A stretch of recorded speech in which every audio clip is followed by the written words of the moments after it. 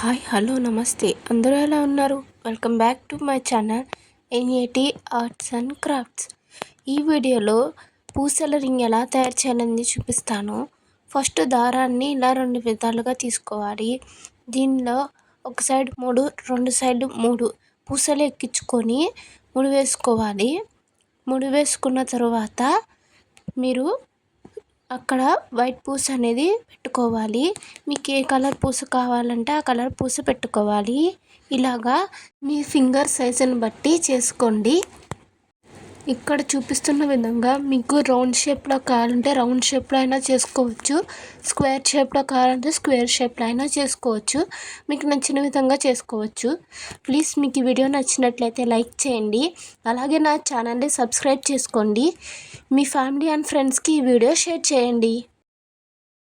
Round shape ఎలా చేసుకోవాలనేది ఇప్పుడు వీడియోలో చూపిస్తాను, చూడండి.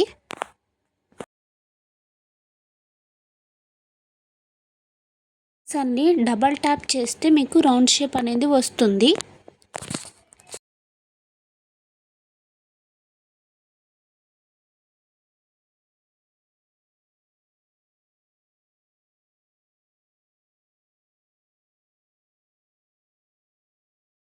మీ ఫింగర్ సైజ్ చేసుకున్న తర్వాత ఈ విధంగా రౌండ్గా చుట్టుకోవాలి. తర్వాత ఈ విధంగా నేను చూపిస్తున్నాను కదా, అక్కడ ముడి వేసుకోవాలి.